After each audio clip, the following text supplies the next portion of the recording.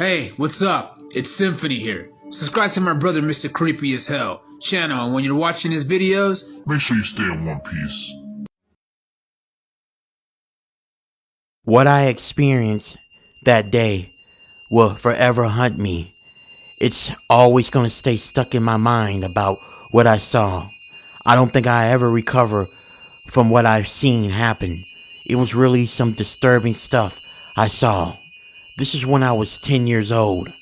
It was Halloween, and we had a neighbor who was a very nice man, or so we thought. He was kind of weird though, and when people look at him, people did tend to pick up some weird vibes from the guy. His name was Mr. Foster. He was loved by all the neighborhood children. He had exotic animals and pets that he keep in his house. He has a really big house. Sometimes, with the parents' permission, the kids would come over and get to see some of his exotic animals. They would pet him and they'd be able to take pictures with them. He was a very kind-hearted man, a lot of people thought. But it wasn't until that day, on Halloween, that people realized Mr. Foster was not who he seemed. I got done trick-or-treating, and my mom wanted me to go over to Mr. Foster's house. They were having a party. Mr. Foster said he had a nice surprise for all the kids. Welcome, children, to my house. Now, I have a really nice surprise for you. Y'all need to come on and gather around because this is going to be something new I've never done before. It's going to be a really awesome experience for you kids to enjoy. I'm so happy. Let's just say it's a nice Halloween gift for you kids to enjoy, Mr. Foster said in a excited tone. But something about his excitement felt kind of creepy to me. It seems like he was a little too excited as he kept on watching the kids. I was on to him a little bit. Like I said, this man gave me the creeps. Something about him was not right. I didn't like Mr. Foster the way the other kids liked him. I just knew something was off about him. But despite how I felt, I still went into his house. I felt safe knowing that my mother and father were with me, and the parents of the other kids were with them. So it made me feel just a tiny bit comfortable. But still, Mr. Foster, something about him was just wrong and off, and I did not like him. Even the way Mr. Foster looked creeped me out. He was an older man that was in his 60s. He had a bald head, he wears glasses, and he has a really unsettling smile. He was dressed up as a vampire for the Halloween special that he was throwing for the kids in the neighborhood. Okay, boys and girls, are you ready for the big surprise? I've been waiting for this for a whole year. I've been planning and it finally paid off. Are you guys ready? Mr. Foster asked. The kids began to cheer, signaling that they were ready to see the surprise. Mr. Foster walked us to his basement. He looked at us for a second and then he opened the door. The minute the door opened, there was a stench of rotten meat that hit our noses. It smelled really bad. All the kids were trying hard not to gag or throw up. One parent actually couldn't hold down her bowel and she threw up as she was running off to find a bathroom. Don't worry, children. I know it smells, but this is part of the surprise. Now, are you ready to see the surprise? I'm gonna cut on the light and you're gonna finally see the surprise that I've been working on for a year. Are you guys ready? 3, 2, 1. When Mr. Foster turned on the lights, I saw something horrific in there that made me regret ever coming to his Halloween surprise, whatever you want to call it, party. There, in his basement, which was pretty big, he had cages of kimono dragons. I'm not even joking. But what was even more horrifying was there were small malnourished children inside the cage where the kimono dragons were. And what we saw next made all the kids become traumatized. Some of us had to move. Some of us were never the same again. Mr. Foster started the kids to the point where they jumped. And that also made the kimono dragon's predatory instincts kick in. And then the kimono dragon walked towards the kid. And the kimono dragon ate the child right in front of all of us kids. It was horrifying. All the kids and adults started to yell. The fathers came in and tackled Mr. Foster to the ground, and then some of them called the cops. The parents escorted us out of Mr. Foster's home. A lot of them were crying. I was traumatized. I couldn't speak. It was almost like I was a statue.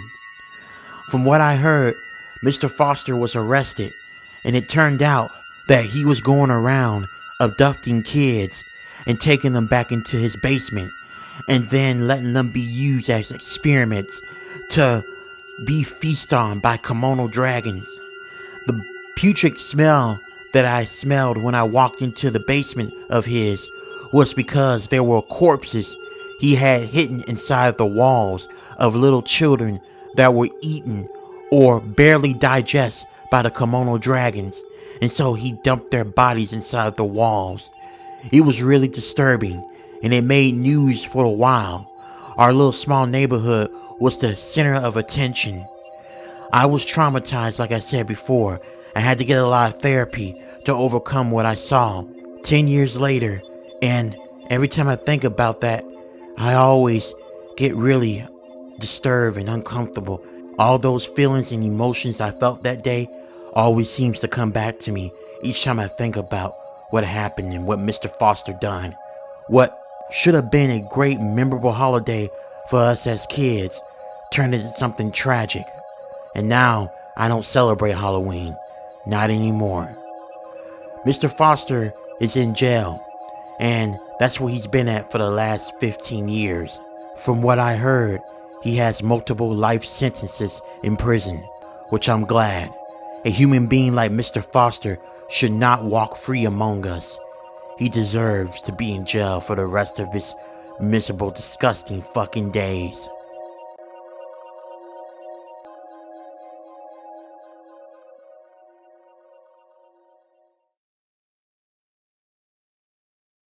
I'm still in shock about what I witnessed, and my mind still can't comprehend what I saw. Me and my girlfriend Rachel were taking a camping trip. It was Halloween of 2021, and we were really excited about it.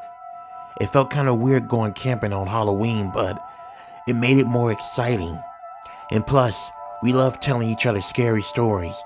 When we got to the campsite, we got everything set up, and we got the fire started. My girlfriend started cooking while I set up our tent. Alright, Rachel, our tent is finally set. Is there anything else you need me to do? I asked Rachel. Yeah, could you get some more firewood for me? I really would appreciate it, she replied. Sure, Rachel, I'll get some more sticks for you. Whatever you need. I'll make sure to get plenty of them so we don't run out until the end of our camping trip, I reassured Rachel. I went into the tent and I grabbed my backpack and my compass, and then I started my journey into the woods to find plenty of sticks. About 30 minutes later, after I figured that I had enough sticks, I made my way back to our camping site. But when I got there, I noticed that Rachel was gone. I looked everywhere for her, but I couldn't find her. I went towards the tent thinking that maybe she could have been in there. When I went inside the tent, she was, but she was acting kind of strange. When I opened the tent, she was facing in front of the entrance to the tent, and she looked it straight ahead. She wasn't looking at me, but she just looked it straight ahead. Her eyes looked empty. When I tried to talk to her, she didn't say anything to me. Later that night, while me and Rachel were asleep, there was a foul smell that made its way into our tent. The smell was so strong and putrid that it made me want to vomit. I got up and I got out of the tent to look around to see where the smell was coming from. I was thinking at the time that it may have been a dead animal, maybe got killed by a predator, and the carcasses is laying somewhere near our campsite. But as I got closer and the smell got stronger, I saw something laying on the ground. It looked pinkish and reddish. I was bracing myself for it to be an animal, but when I got closer, my jaws fell to the ground. I couldn't even comprehend what I was looking at. Laying down on the ground was a human being, but it looked like its skin was peeled off. But what was even more frightening was there was a necklace that I recognized wrapped around the victim's neck. It was a necklace that I gave to Rachel on her birthday a couple of months ago that she always wears. When I looked at it more closely, for some reason, I knew that was Rachel, my girlfriend. That was her body. I just knew it. I was shocked. My girlfriend was dead. Before I had the time to process it, I stopped right in my track as fear began to creep up on me. Because if this is Rachel's body, then who the hell is that I'm sleeping with? And before I had the time to even gather what was going on, I heard someone call out to me. "What are you doing, sweetheart? Aren't you gonna come back into bed?" I slowly turned around. My heart was beating 50,000 miles per hour. Sweat began to form all over me. And what I saw will forever haunt me and scare me. I saw what was once my wife, or my wife's skin. It was my wife, but she looked more taller, and her eyes were pitch black. She revealed razor sharp teeth. Drool was coming out of her mouth. The back of her legs did not look human at all. It looked like it belonged to an animal or some sort of creature. Then, within a split second, this creature that had my girlfriend's skin began to run in my direction. I took off so fast, I dropped my phone. I ran and ran as I kept on hearing the creature running after me. I felt like I was prey to a predator. I kept on running, but the creature was still gaining on me. I kept running, and I can hear that creature say, "Run all you like, but you can't outrun me. I'm hungry. It's time to feed." I turned around for a brief second, and the creature that had my girlfriend's skin was now crawling on all fours like a spider, and the eyes that was pitch black was now glowing red. And the way it was running towards me, I knew I wasn't going to be able to outrun it. It then leaped onto me and began to eat at my arm, and then it made its way into my chest. I knew this was it. I was gonna die in these woods at the hands of an urban legend, or what I thought was an urban legend. I was gonna die in the hands of a skinwalker.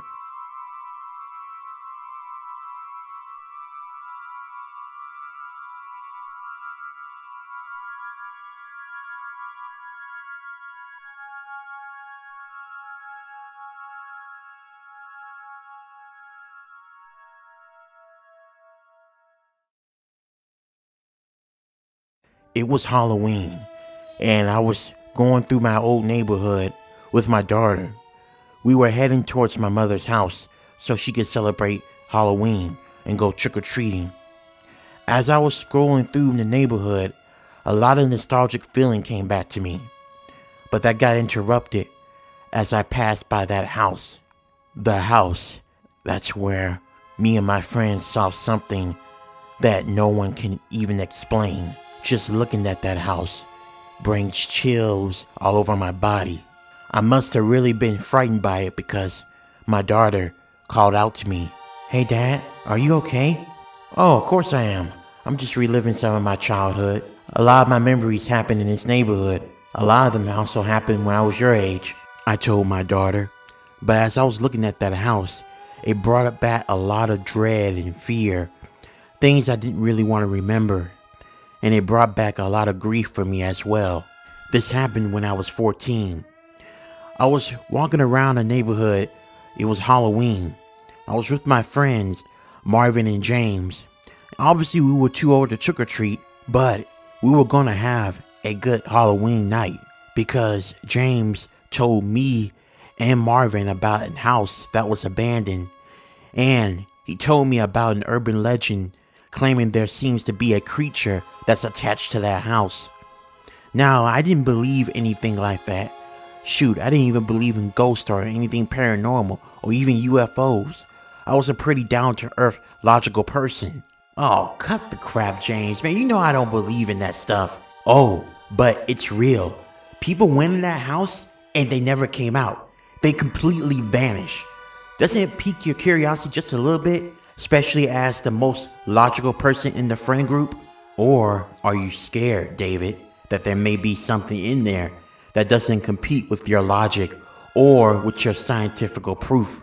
James taunted me, but I stand firm and I told him, who said I'm scared to go? I'll go with y'all because there's nothing to be scared of. There's no creature that's hunting that thing, nothing supernatural or no demon, I explained to James. Okay, James, David, that's enough. We're here, Melvin shouted. When we got to the house, we saw how run down and old it looked. We saw a whole bunch of trees growing around the house. It was a pretty big house. It was a 2-story house. The thing looked like it had a history of its own, a life of its own. But I wasn't scared. I was eager to go in there and to prove James wrong, that there wasn't nothing in there that was hunting that place or anything attached to that house. But what I wouldn't realize is that when we went in that house, that'd be the last time all three of us would hang out. All three of us looked at the house for a second, and then Melvin opened the door, gesturing us to come inside. When we walked into the house, a very strong, unpleasant smell grasped our nose. It was a mold smell, but mixed with putrid smell. It almost made us want to throw up for a moment, but we stayed composed and looked around the house. Okay guys, let's hurry up and see if the urban legend is real or not before we get caught, because we're still trespassing. Oh, what happened to being logical and optimistic, David? James said in a teasing tone. James, I don't believe none of that bullcrap that y'all be spouting about urban legends and all that stuff. We're still trespassing on private property. I don't want to get in trouble. If you do, that's completely fine, but I don't, I shouted at James. Me and James hurled a bunch of insults at each other until I looked around and I noticed something horrifying. Melvin was gone. He just disappeared. We didn't even hear him walk off. He was just gone. I looked around everywhere for him, but there was no sign of him. I turned towards James and I asked, James, did you see Melvin anywhere? He just couldn't walk off like this. He would have said something. I didn't even hear him walk off. No, I have no idea where he went at. Matter of fact, that's not like Melvin just to leave without telling us something. That is odd. And you're right, I didn't hear him walk off. Me and James looked around the house for Melvin, but we couldn't find any sign of him at all. We came back into the front area of the house and we started to get more concerned. There was no way he could have just walked out of the house. I was about to lose hope until James suggested something. Wait, hold on. Dave, I have an idea. I'm gonna call Melvin on his cell phone. James pulled out his phone and dialed Melvin's number. When he was calling him, we heard a phone ring. I looked and I saw a phone lighting up in the hallway by the corner that was the entrance to the front where we were at. I went over there and grabbed his phone and I looked at it and I was even more worried. This was definitely not like Melvin at all. He would never leave anywhere without his phone. James, I think we need to call the police or something because Melvin's missing. He would not leave his phone. I stopped mid-sentence when I saw that James was now gone. I was the only one in the front area of this house. Dread started to seep into me. I began to have a hard time catching my breath. Sweat began to pour down my face. Something was really wrong here. And to make matters even worse, a smell began to illuminate the area I was standing in. It smelled like rotten decay meat, and it had a very putrid smell. I was trying my very best to hold the bowels that was coming up through my throat down. I looked around to try to look for Melvin and James, but I couldn't find them. As I went upstairs, the smell got more stronger, and I was doing everything in my power to hold back the bowels that was forcing its way, trying to come out of my mouth. When I got upstairs, I made a really horrifying discovery. There, I saw James and Melvin. They were laying on the floor. But what was disturbing was their chest. It was wide open, and all of their insides were out across the floor. I couldn't hold it back anymore. I retched right there in the middle of the floor upon witnessing what I saw. When I got done, I looked around and wondered, how could this have happened? I didn't even hear anything. How could this happen so fast? While I was trying to process what happened to my friends, I heard this deep, utteral growl. I slowly turned around and I saw what looked like a very large dog. It was black and it had glowing red eyes. It looked at me, but the eyes, as I was looking at it, it felt human. And then I noticed that stench again, and it was coming from the dog. Each time it growled, it let off a hot, unpleasant, putrid smell. I slowly walked it backwards, trying not to step into the mess of my friend's corpse, and I quickly looked to see if there was any other way I can exit out of this house. I heard the creature walking towards me. I could feel its hot breath behind me, but I didn't dare look back. I looked everywhere, but there wasn't any way for me to escape. My only exit was where the dog-like creature was blocking. I looked, and I noticed that the dog had disappeared. I didn't waste no time trying to look to see where it went. I dashed out of there, but when I got to the front door to exit out of the house, I saw that dog-like creature again. But this time, that creature was standing on its hind legs, and it let out a really dark growl again. It was hideous. It looked at me. It growled, slobbing, looking at me like I was its next victim. I did everything in my power to try not to get eaten. The dog began to walk slowly towards me. Suddenly, I felt myself stiffening up out of fear. I couldn't move anywhere. The dog walked it closer to me, and then it opened up its mouth, and then I blacked out. The next thing I remember, I was waking up in the hospital room. I was confused and dazed. It wasn't until an officer came in with my parents and told me what happened. They claimed that my mother got worried about me and she organized a search party. That's when someone discovered me in that abandoned house. I was passed out. I had no visible marks on me or anything. I was just passed out. I was rushed to the hospital, and that's how I woke up here. I explained to them about my friends, James and Melvin, but the officers told me they didn't see any signs of Melvin or James in the house. They didn't find a body at all. It was just me laying in there. Several weeks later, I got back home and I recuperated from my attack. Several years went by and they could never find James and Melvin, so they presumed them as dead. But I know exactly what happened to them. They are indeed dead. But I left out some details about what happened that night. To be honest with you, I didn't really tell you the whole entire truth. Well, how can I put this? I was the one that killed them. Now you're probably wondering how that was possible. Well, apparently my family is cursed. We have an ability where we could turn into werewolves. And in order for us to survive, we have to eat other people. I knew that urban legends and paranormal stuff existed, but I had to play the role of the logical guy so James and Melvin wouldn't suspect me or what I was about to do, and it worked it well. I lured them in there, and I transformed and I ate both of them. And let me tell you, they taste so good. They satisfied my hunger.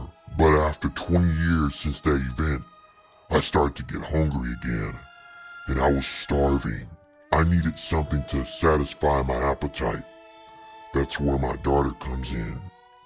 I'm taking her to the house tonight, and let's just say she's gonna taste real good in my stomach.